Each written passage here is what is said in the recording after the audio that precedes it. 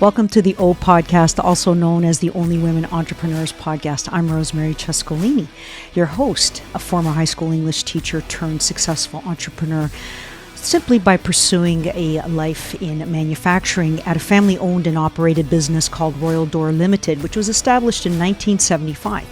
There, I worked for over 30 years. I personally designed and built custom wood doors for thousands of people from the Pacific to the Atlantic and everything in between. Now, my new initiative is it's a company designed with one purpose in mind: to provide strength and guidance to young women as they delve into alternative professions. Whether it's in welding, carpentry, mining, or entrepreneurship, here you'll uncover inspiring tales of success and priceless information from women who have taken charge of their own lives, setting a path for future generations. Let's break through what holds us back and explore everything this life has to offer us. Now, today's guest is Keeley Prockiw, a true trailblazer in the world of construction and skilled trades, and I am truly humbled to have her with us today. Keeley serves as a project coordinator at the esteemed PCL Construction Company, one of the giants in the construction industry. But her story doesn't begin there. Keeley's diverse background is nothing short of remarkable. She holds a multitude of certifications in welding and rope access. In addition to her role at PCL, Keeley is deeply connected to Women Building Futures, a non-profit organization focused on helping women explore and connect to careers that pay above a living wage. Her dedication to inclusivity and authenticity in the trades has made her a prominent advocate for change. Keeley has also recently become a member on the Canadian Apprenticeship Forum, CAFFCA for short, on the board of directors, where she can represent her present employer, PCL, at the national level.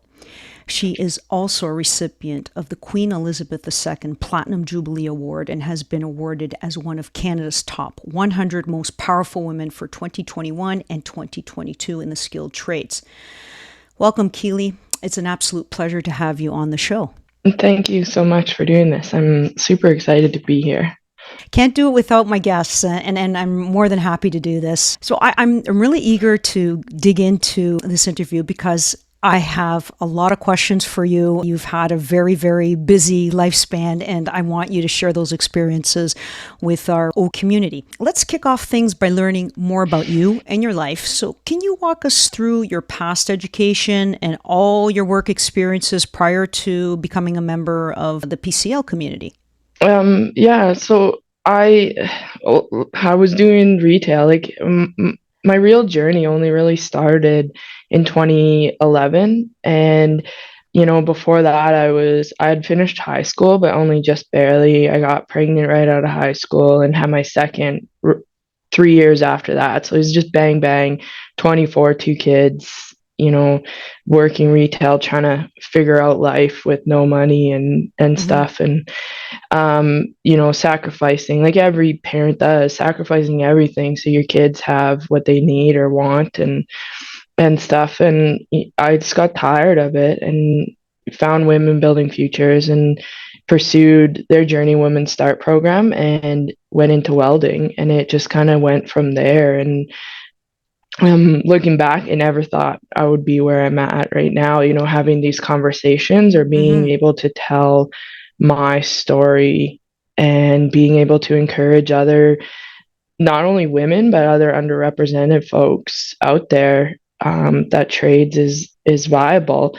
And I started in a shop, like welding in a shop and in a fab shop, and it was a small, just family run kind of operation, and went bigger from there and moved around a couple shops for my apprenticeship and got that experience in fitting up pipe and stuff, and kind of trying to broaden my experiences in that sense and seeing what I wanted to do once I became a journeyman. And then I had attained my journeyman certificate, but almost about a year later, I was out of work, and the market took a little dip, and showed up at work, and the shop was locked up, and we weren't getting in there. So that was kind of how we found out we weren't employed anymore.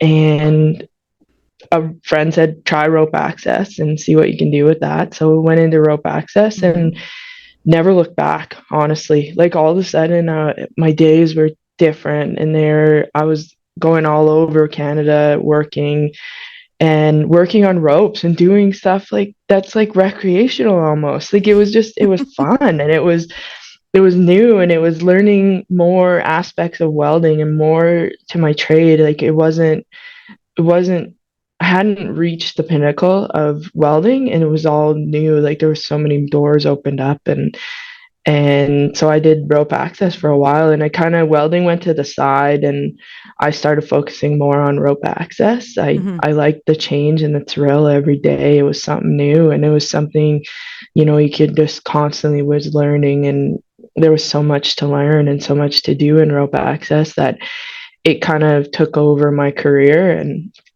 and I eventually became a level three rope supervisor.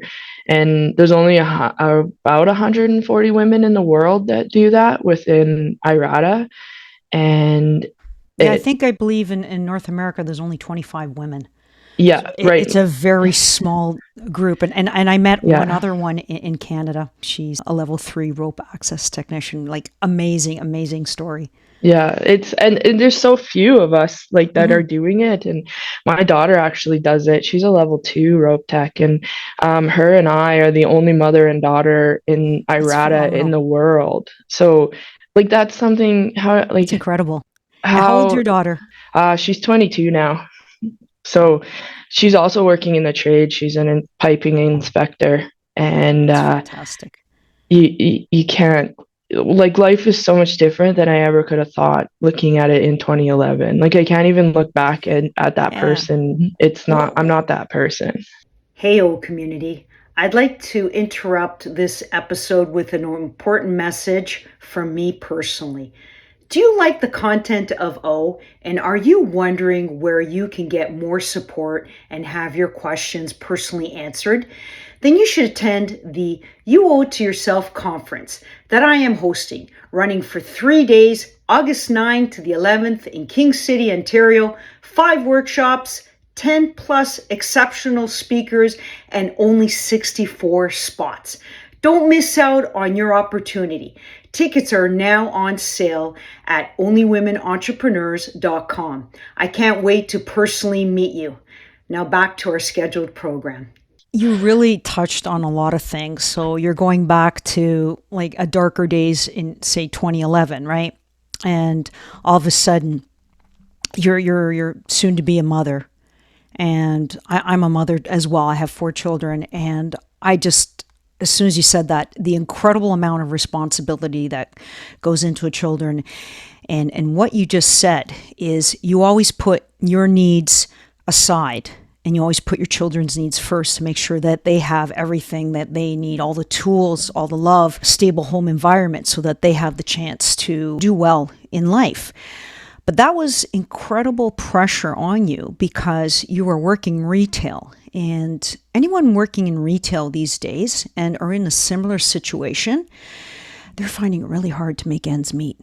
And it's not a viable way of making a living. And that's why we're here today. I not to say, negative things about retail, because that is an industry that's needed as well. There's services that they provide, and of course we use them. But I don't think it's a long-term solution. Retail should be something more of a part-time job, or maybe for our younger audience, just entering the workforce, 14 years of age, just to acquire some experience. But then the real opportunities, as you mentioned, is in the skilled trades. And you said that we have an incredible shortage.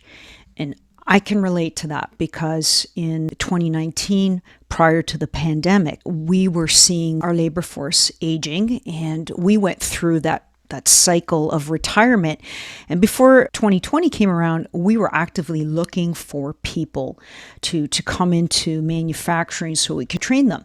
And in our company, we kind of make it like a lifelong career. We'll take them very young, and then they usually stay 20, 30 years or until retirement, which is fantastic.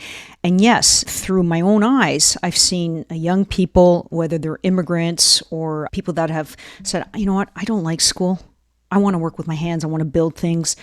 We take them on as early as 18 years of age, even earlier if they come across. And as long as they have the willingness, there will be somebody to teach you.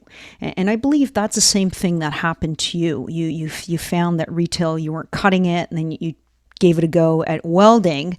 And then, of course, the economy turned, and then you ended up looking at something that there was a shortage and underrepresentation of women in general, and you capitalized on that opportunity, and that's amazing. I want you, though, to just explain to people what you did as a welder, your role, and then what a role of rope access technician is at level 3, just for our audience maybe unaware of those terms. So as a welder, like I said, I started fabbing and so building skids for the oil field and doing a lot of that. It like a lot of manufacturing and a lot of pipe fitting and for different mods and skids needed for all types of, but mostly welding, or pardon me, mostly oil field production. And so then when I transitioned to rope access, I was still doing welding. Like I started welding on ropes. So we were doing um, a lot of work at height up in the oil, like in the oil sands up in northern Alberta, and a lot of, muddy, dirty work, but all at height and minimal access places. And so rope access, when I transitioned to rope access and started becoming more involved there, really it's a means of access. It's a means of quick and get in, get out kind of access. And, for turnaround projects, you're obviously there for a lot longer, but it's really viable for getting in quick, doing a job, and then getting out quick, right, where you don't want to spend the time putting scaffold up, or the client has a piece of equipment go down and can't afford for it to be down for a long time. Where rope access, we can get in there quick and get that sorted out, and then get out, and then the client can have their equipment back, in a couple of days rather than a couple of weeks. And as a level three rope access supervisor, it allowed me to, I was able to not only rig everything and the ropes and everything, plan the jobs, but then it also gave me the experience of running crews and being in charge of crews, and the way the workflow happens, and prioritizing the workflow, but then also networking and being in front of the client at times, and being that face for the company. And that gave me a lot of experience into transitioning into this job at PCL now as well. Psst. Psst. Hey, old community. It's me, Rosemary. I am interrupting this program for an important announcement to women entrepreneurs. Would you like the opportunity to give back and help support other women in their entrepreneurial or learning a skilled trades journey? Well, here's your chance. I'm hosting a 3-day event called the You Owe It to Yourself Conference, starting August 9 to the 11th in King City, Ontario. 5 workshops, 10 plus exceptional speakers, and 64 attendees. Let's make history together by becoming a sponsor. Details are on my website, onlywomenentrepreneurs.com. Now back to our episode.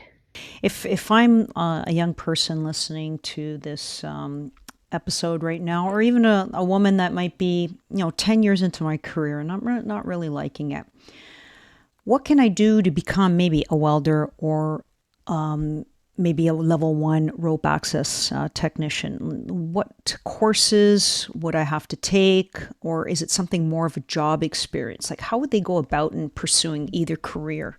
Well, getting into welding is, there's the programs, especially for women, the programs like Women Building Futures, that's for career. Like they focus a lot on women who are currently in roles, that are traditionally filled by women, and they're a real resource for women who are maybe in those types of spaces that you said, where they just want to change, or they don't feel like Exactly. that was a career that they, either they were pushed into, or they didn't know that there was anything different.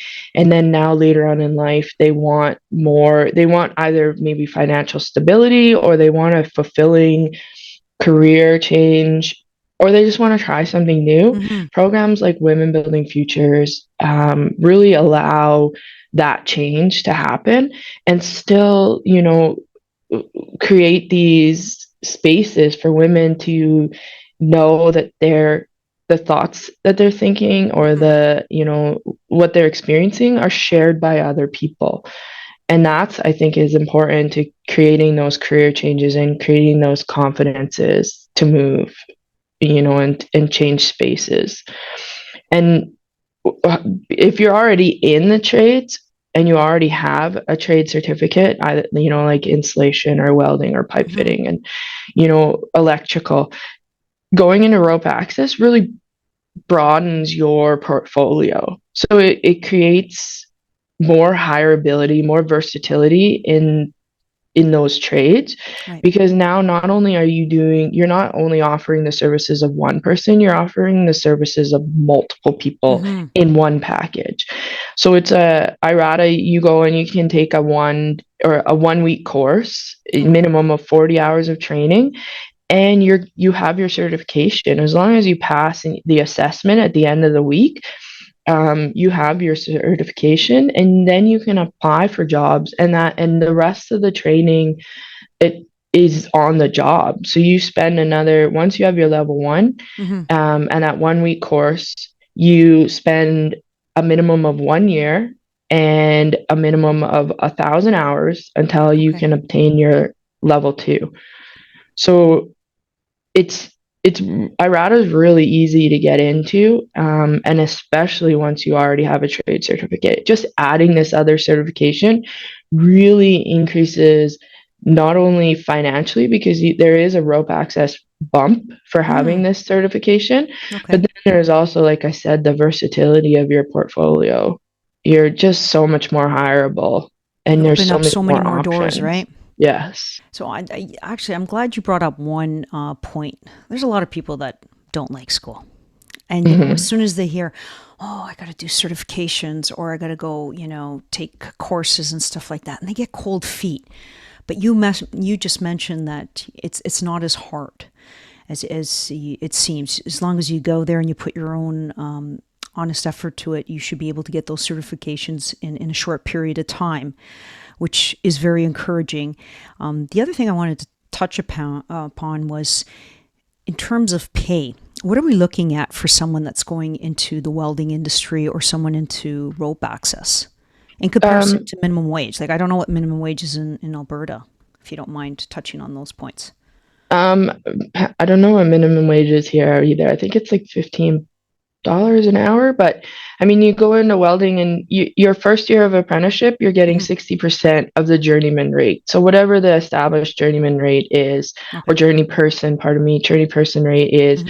you're getting 60% of that. Your second year of apprenticeship, you're getting 75. Your third year, you're getting 90, and then at your journeyman rate, you're getting that full rate. Hmm. And it it's just the increase, and just knowing, that you have a goal to obtain, and every year you're going to get more and more. And the apprenticeship system right now, they're aware that more and more folks are coming into apprenticeship with neurodivergencies, Hmm. and they're recognizing those. So those folks that, maybe don't like school, or didn't do well at school, Right. I know in my when I went to school, it was everyone in their desk, straightforward. And if you had a neurodivergency in that, in that day and age, and it wasn't as commonly acknowledged as it is Mm-hmm. now. So what's happening now is like there's a lot of adults coming forward that have these neurodivergencies that they didn't know about before. So if school was a struggle before, there's more recognition and more availability to combat those divergencies and to work with those for the apprenticeship system. So if you need, maybe you need one-on-one, or you need more test prep, or you need this and that, out here in Alberta with the AIT program, the Alberta Apprenticeship Program, Mm-hmm. there are those services that are available. You just have to ask for them. So if school is part of the reason why maybe folks aren't getting into trades, it shouldn't be a reason, because That's great to know. there's so many services out there now, and then every day there's more and more, because these things are being recognized, and they're being, So happy. they're being resourced out. Yeah. Yeah, that's fantastic. Another reason that pops into my mind as to why people don't go into the skilled trades is it goes back to our history. It's blue collar, and it was primarily the choice for new immigrants that had no skills, didn't speak the language, and they were just trying to settle some roots into the country. And I talk from personal experience because my parents came from Europe back in the 50s, and they only had grade 5 education. They couldn't read or write English, so they went wherever there was a need. But with time, they learned the language, and eventually they changed jobs, and that permitted them to move up to the social level. And it helped me to have a better standard of living later on in my life, and my parents did quite well for themselves. So this is one characteristic that I want to change regarding skilled trades, because they think, oh, it's for lower class people, it's for immigrants, it's for stupid people. And you just mentioned that, you know what, people learn differently. It doesn't mean that they're stupid. So we have to change these, negative stereotypes to show that, skilled trades are the backbone of our world. Because right now, I wouldn't be talking to you like I'm in Ontario and you're in Alberta on this beautiful piece of technology. So yeah, someone in university designed it, but someone in a skilled trade put it together. All the materials, that was mined. So I don't think our generation understands that if people do not go into the skilled trades immediately, that we're going to have crushing setbacks in terms of progression of society. Because if you recall back in the pandemic, and all the stores started to close down and everybody was in a mad panic to get toilet paper and essential supplies. Well, those things were all put together by skilled people. And if nobody wants to do those jobs, then what are we going to use when we go to the bathroom? Yeah. So it's so important. And what age do you think we should start teaching our younger generation about the importance of skilled trades and all the opportunities that are available? Maybe they can consider it. Like, are you thinking high school, or should we start in elementary? I think we need to start young, but I also think it goes back to we need to be educating parents, because parents are the voice in the home, and they're the ones, like, you can teach them at school, but then kids go home and they say, oh, like, mom, dad, we learned this, or the parents have to encourage those thoughts as well. So I think there's education needs to be young. And when I'm talking young, I'm talking like 6, 7, 8, that age. Like, these kids can be doing, like, they're bringing in tech classes into schools at that age, and coding and all of that, and those are great for STEM, but they need to, a lot of those are focused on the male generation, and they need to be also in the female generation, and that the education needs to start there there should be, building classes. And I'm not saying like the children should be, handling a bandsaw or whatever, but but Absolutely. they can be doing more hands-on classes and more trades developed classes that can be geared towards that age. There's so much VR options out there now. There's VR welding, like bring into elementary for a day or two and let these kids try VR welding and watch their minds just expand with so many more options. But then I also think there needs to be education for parents. So host these That's the education key. evenings and bring in, Miller, who's got their VR welding, or ESAB, and all these folks that have it, and show these parents and get these parents excited about trades. Bring in conferences for parents to have exposure, to know, like some parents don't even know that trades can you're I know that there are people out there, there's we need skilled trades, but we also need educated, like university educated Of folks, because course. there are some jobs that need both and whatnot. But the more exposure we give to both sides, the more cohesion there is, I think, in educating the kids and the future generations. Because um, we're going into a downturn, and we're going into It's huge. a, a a gap in filling positions. And the pandemic really affected that, because, I know out in Alberta, the oil industry was really based on travel and bringing folks in from across the country. And with the pandemic, that really changed.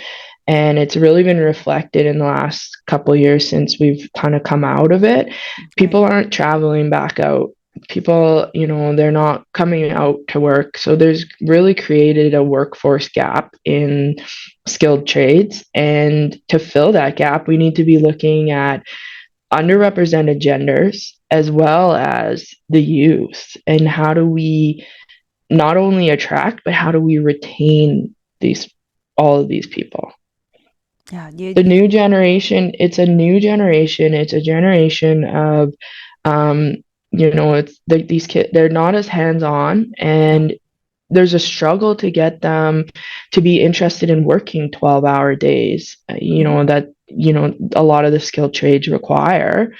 And how do we And they're get seasonal too, them? right? That's Yeah. why they're 12-hour days. If you're in construction and you're subjected to really extreme cold temperatures, you're not going to be excavating a frozen ground. So they Yeah. have to chill until the spring, right? Yeah.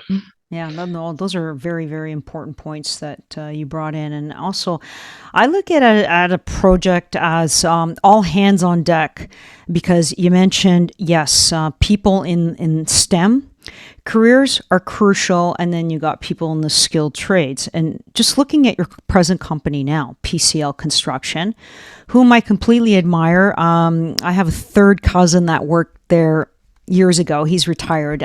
He started in Toronto, then he was transferred to Calgary, and then he ended up in Vancouver, where he helped prepare for the 2010 Winter Olympics there. So you guys build these beautiful structures, hospitals, convention centers, and just as I mentioned earlier, that you need the partnership of STEM accredited individuals as well as skilled trades, because it goes from a set of drawings where you got to make sure that everything is structurally sound, and then it goes to the skilled workers who we start with. First of all, you're doing soil testing, right, to make sure the soil, the type of soil, see if there's any environmental impact, on. And then once everything's cleared, you got to start excavating. And then there's metal work, there's plumbing, there's electrical, and it just keeps going on and on and on. And those projects there will not be able to start or finish without everyone involved. It's so important to put this through to people, and of course, changing what parents are telling their kids, because I think parents also have this stigma saying, well, you got to go to university because the kids next door, they're all at this university and they got these degrees. So I think parents have this pressure that if their kids don't go to university, they failed as parents, which is wrong. And we have to change that mindset to say, you know what? As long as your child becomes a productive and law-abiding citizen and contributes to society in a good way, then you've done your job. Yeah. I'm curious to know about how, in your parenting technique, why your daughter decided to go into the trades. Like, how did that come about? That it's funny because you're talking about the university thing, and she always wanted to go to university. Like she had played really high level hockey. There was My love. there was like she had always wanted to be a lawyer. She had wanted to do LGBT family law, and that since she was 12 years old, that's what she wanted to do. And she was really good. She was one of those kids, like school was just easy for her. And honors, but didn't really do anything extra, like outside of no homework, no nothing. Like everything was so easy for her. So university for her would have been a breeze. A breeze. And she was registered to go to uni, and COVID hit her. She was 1 year out of high school and COVID came. So she had already registered.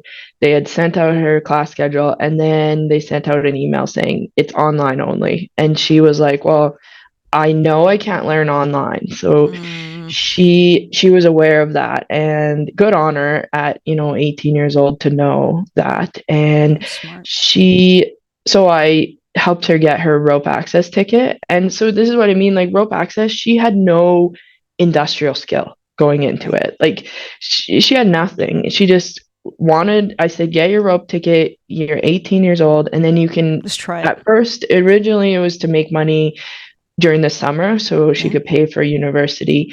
And she went up north to Fort Mac and during COVID, and she was instantly hooked. She loved the change every day. She was doing insulation and fireproofing, and she just loved that every day it was different, that there was hands-on stuff. She didn't have opportunities, even though I was working in the trades as a welder and stuff. She didn't want to go do welding. She didn't like the smell of it, and that wasn't anything. She never wanted to come to the shop and play around like her brother did and stuff. And it was never an idea for her. And COVID, the pandemic, really changed that for her. And she now, she was like, well, I don't want to go to university. Like, that's it. I want to do this. And, the money for her was a big draw because she knew she could, start being her own person and creating any life she wanted for herself with the money that she, was going to make up there. And I said, it doesn't matter. I don't care what you want to do, whether you want to go to university or whether you want to, do the trade. I said, but you need to get a trade. I don't want you just to be a laborer. I want you to have something that you can have and is recognized and makes you employable. So rope access was good and well, and but I wanted her to add something to that to diversify her portfolio. And so she went into inspection, and she is 22 years old. She has 4 inspection tickets. Like, she's got a lot of tickets, and she's in the union. She's been in the union since she's 19. She's paying into her pension and her retirement at 22. And like, and how so do important. At 22, I had 2 kids, and she totally different. Is so like that's fantastic, and she has financial independence, which is incredible boost of confidence for young people, right? So curious, what is she making in wages? I think because she got her rope ticket, she gets an uplift for that. So I believe she's in the ballpark anywhere between 35 and 45 an hour. Nice. Yeah.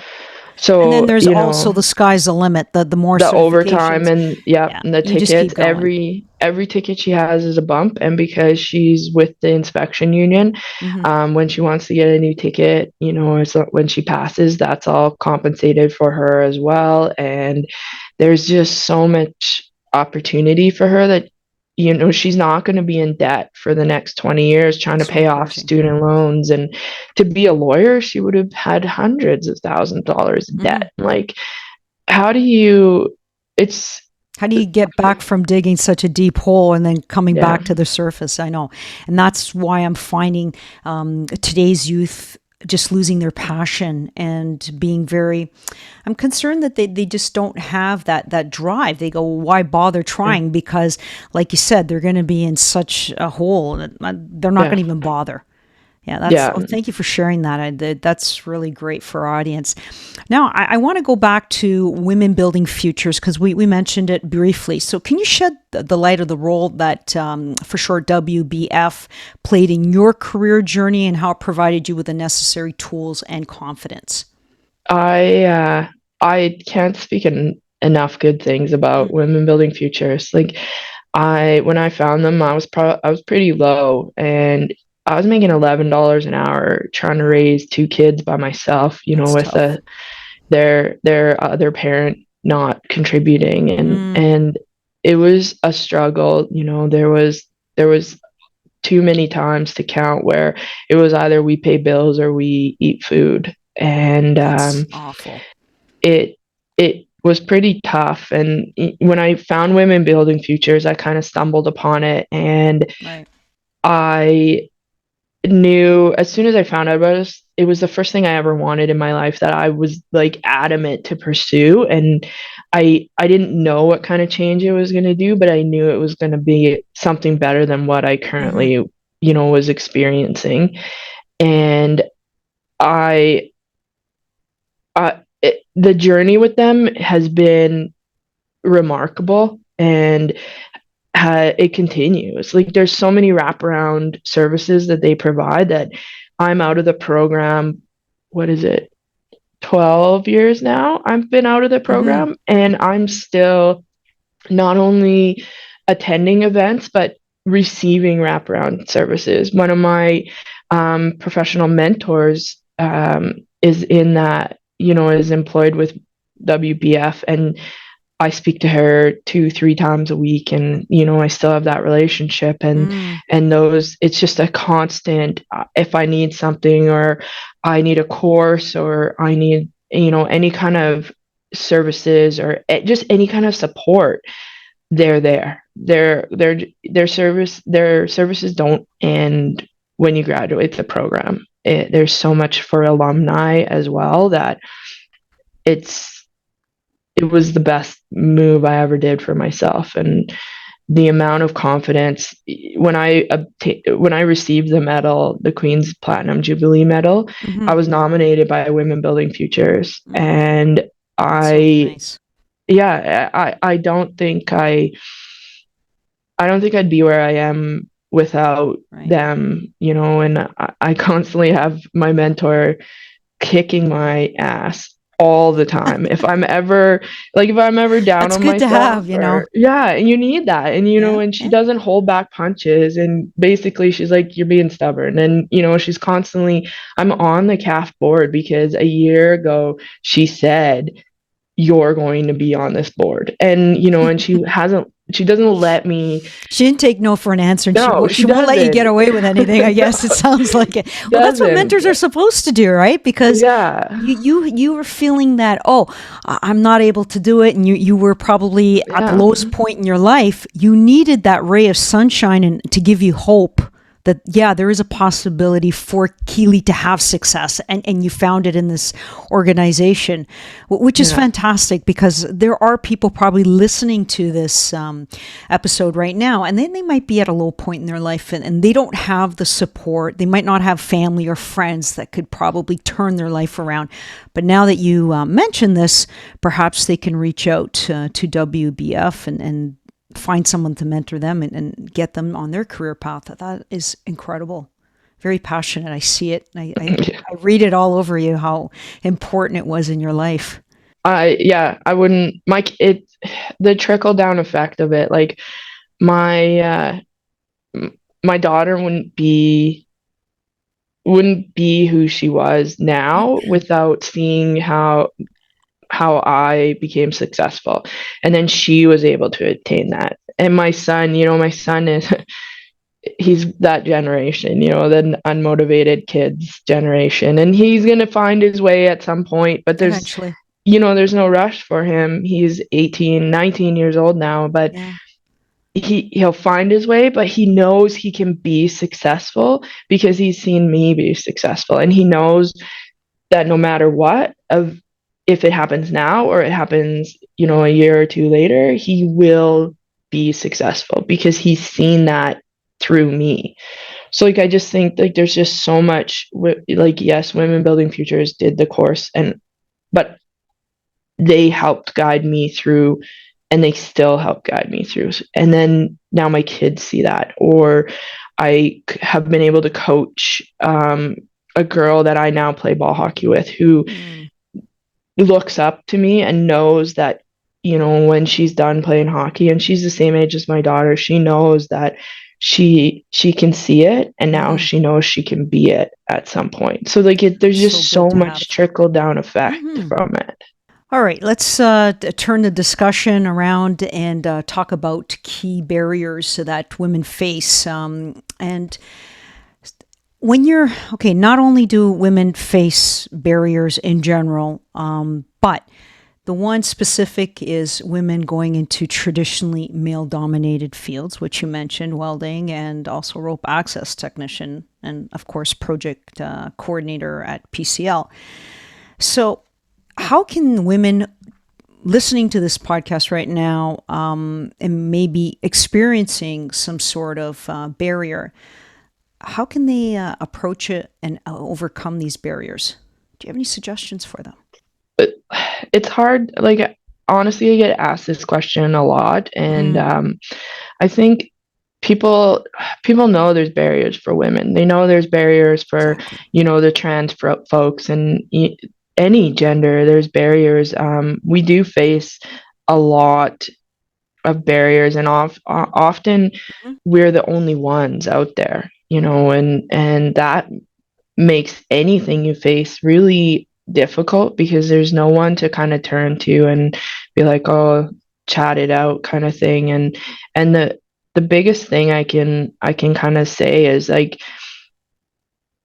you have to reach out and you have to be open, and you can't always go through everything by yourself and put on a tough facade. The biggest barriers are just really you look around out there in the field and everyone looks the same and no one looks like you. And I think that's the biggest barrier, is that you're constantly alone. And the best way to overcome it is to find someone that looks like you. And, and create a community of folks that look like you, or folks that have the same stories as you. And that's really the only way to overcome.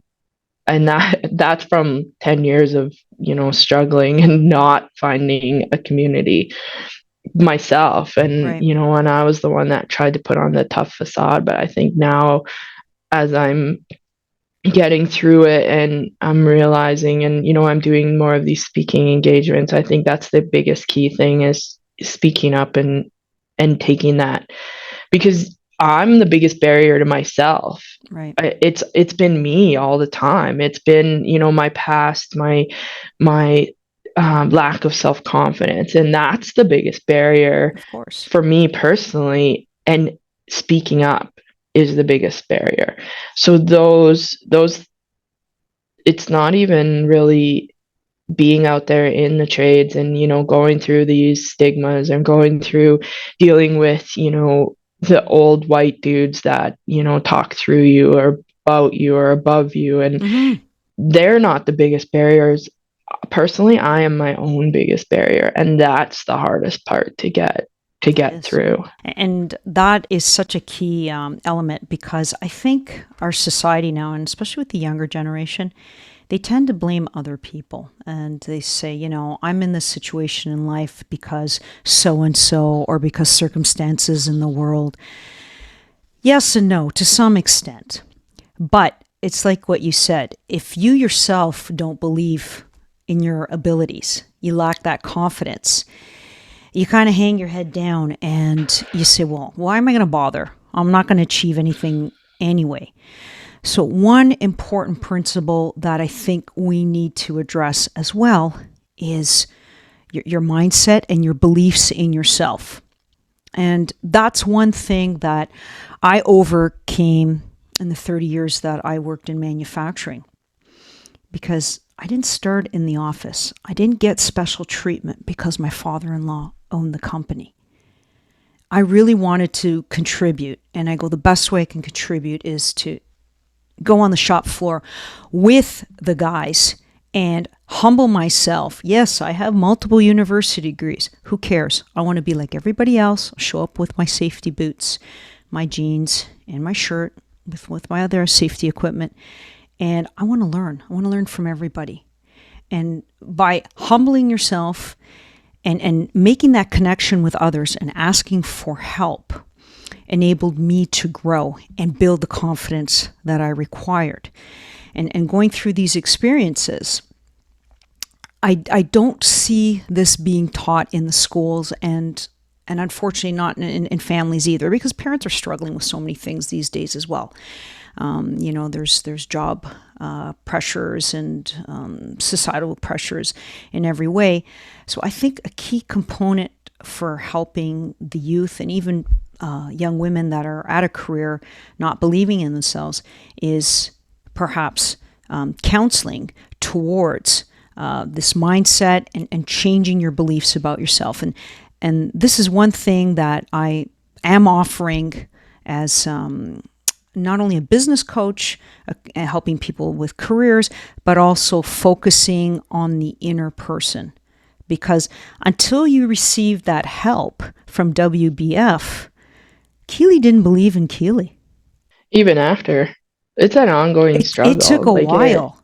And it doesn't end, right? Because as you are presented with new obstacles and challenges, you're like, can I do it? Yeah. Yeah, and it's constant work. I agree. Well, and you can't do it alone. And statistically, women won't apply or try to achieve a goal if they think that they don't have the skills. Right. So if there's a job posting and they're missing some of the skills, they won't apply for it because they don't think that they, whereas someone else, a male may just apply for it just anyways. Yeah, sure. And that's part of the problem, I think, is, and that it speaks to that mindset, that you just touched on there, is that not only myself, and I've done that. I've seen job postings and I'm like, well, I don't have that skill, or I don't have that skill, so I'm not going to apply for it. And, coming over to PCL, I really thought I was lacking in a lot of the skills they were looking for and stuff. And it's such a difficult mindset to change. And even though, over the years I've built up so much self-confidence in in myself, just with my successes and stuff, I still have that little nagging voice that's constantly in the background, well, you're not qualified for that, or you don't have that skill. Or especially transitioning to the office lately as a project coordinator, a lot of the people I work with are engineers and, have done all the university stuff, and, they're computer trained and all of that, where I'm, learning as I go. Google and ChatGPT are my best friends. Your best friends. Well, there's technology to use, and you're smart that you figured that out, right? Yeah. And coming in as a welder, it's different. It's such a different thing to learn, and it's almost taken a hit. My confidence has taken a little bit of a hit coming to this position, even though I know I bring other skill sets that these folks don't have. It's, there's just, a lack of confidence there. But like you said, it's a team effort, right? Yep. So I'm just amazed that you went from welder, rope access technician level 3, and then you jumped to a project coordinator. Like, how did you get from one step to another? Like you just said that you weren't, you didn't feel qualified, but you did. Like, what's your role there at PCL? Again, it goes back to, that mentor that's kicking my ass. And, she was like, no, She's doing a great apply at job, by the way. PCL. And yeah, don't tell What's her her that. name? Hats off to her. No, I can't give her that credit. It'll go straight to her head. Okay, you're afraid it might inflate the ego. No, it's Sheena Nikanashi over at Women Building Futures, and I honestly, I wouldn't be at PCL without her. I wouldn't be Thank on the you. CAF board without her. I wouldn't be doing these speaking engagements. I don't even wouldn't. Yeah, I owe her a lot, but I know I'm doing it myself, but I also need that person in the background really, pushing me. And I have a lot of support. Like my wife and my daughter, my son, they're all so supportive. My friends, my hockey community are supportive of me professionally as Right. well. But I think you always need that one person who professionally will literally kick your ass to wherever, she can see that what I can achieve. She can see what I can't see in She the sees your moment. potential, And right? And yeah, her job and is to present it to you so that you start yeah, believing in yourself. and not let me back down. And that's Yeah. kind of how I got from one to the other. And I've been traveling for the last 12 years for work, and it's a tough life. I've had relationships kind of go to the wayside because of traveling and stuff. And it got Yeah. to the point where uh like I missed a lot of my kids. I didn't go, they were like 14, 15 or 14 and 12 when I started leaving. And, Yep. they had the relationship with the nanny. And but I also knew I had to go out of town. I needed to financially Yes. It was a restart my necessity. entire Yeah. life. Yeah. And I missed so much. And it got to the point where I wanted to be home every night. And being a project coordinator at PCL, it gave me more skill set, but then it also gave me the ability to be home every night. I'm 10 minutes from my door, and That's nice. I'm not driving everywhere. I was for the last year working 3 hours out of town Monday to Friday, Oh, wow. and then That's an hour brutal. drive while you were there each way Yikes. too. And Yeah. it got tiring. And so when this opportunity at PCL opened up, I also wanted to be in a company where their DE&I ideas aligned with mine. I didn't want to constantly be fighting a battle because it's tiring, Of fighting course. that battle. And it's like walking in quicksand. You're not getting anywhere except for, down, and you get tired and you're exhausted. And my previous company, that's kind of where I was at. And being a woman in that company, I wasn't going anywhere. I'd reached the ceiling, and That's PCL had so many more opportunities, but then they aligned with what I wanted and where my passions lined. And it got to the point in my life where I wanted that. I didn't want to keep battling a losing battle. right. Yeah, And and that's so I important. wanted stability. I wanted retirement and stability and For something sure. I could finish my career with. Yeah, and you found it, and that's really good to hear. Hmm. And I know you're going to go on to do some great work. I want to say thank you so much, Keeley, for taking the time to speak with us today. As we wrap up, is there any final thoughts or piece of advice you'd like to leave with our listeners? Yeah, like the struggle is sometimes it can be so hard, and it's a battle every day, but it's all worth it in the end. And I really want to I want to say a quote that it came, Billie Jean King said it at the inaugural PWHL Pro Hockey Draft. And She was it a great tennis really, star. Oh yeah, and now Amazing. she's part of that PWHL program, that league. Fantastic. And in my lifetime, I never thought I would have saw women's pro hockey, and I'm so proud of what they've all accomplished and what they're doing. Mm-hmm. And I think it really translates to women in the workforce. But I Yes. really just want to say, like Billie Jean King said, trailblazing is bold. It's brave and it can be very scary and lonely, but it's worth it. It's really worth it. It's worth it for each one of us who have fought so hard for this day, and it's worth it for the generations of girls and women who will come behind us. And I think that's so impactful, and so it just strikes home. And for me, sport and I love that. profession have really intertwined. And Mm. to bring that quote in, I think resonated so much. And I think it has the ability to resonate with so many other people who are trailblazing in the professional world too. Because it is hard, but you have to really think about, everyone coming behind you and Sure do. how much easier you're going to make it for them. And that was such a powerful quote, and I appreciate you sharing that. So, Keeley, how can our listeners connect with you or any of the organizations you're involved in? I'm on LinkedIn, and as well as Women Building Futures are on there, and they have resources and they have connections all across Canada.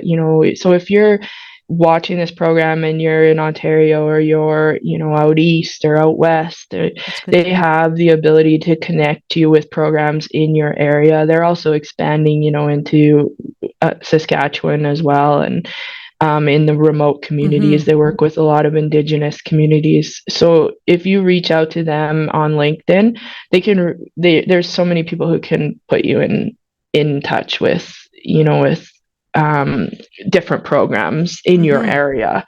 So don't be afraid to reach out. Reach out to myself on LinkedIn. As well, and PCL Constructions on there, and you can kind of see what they're doing with their employer of choice with Women Building Futures as well. So there's a That's lot of amazing. opportunity to kind of get people in these programs and get them in front of the people who they need to speak with. Yeah. So, everyone, if you enjoyed the episode, please subscribe to our podcast so we can get the word out. And that way you won't miss any lessons and wisdoms. I know you have a lot of takeaways from today's episode with Keeley. And be sure to share this episode with everyone so that we can uplift women, not only in our great country, but worldwide. If you'd like to learn more about O and everything we do to empower women, including my personal and professional development courses to upgrade every aspect of your life, whether you want to launch a new business or take the next step in your career, visit us at onlywomenentrepreneurs.com. Book a free consultation right now. And please follow us on social media. I want to see a little bit of love. I also reply to all the comments and feedback that I receive so I can program the episodes so that they can better serve you. Thank you so much for your support, and I'm excited to see you on the next episode. Thanks, Keeley. Thank you.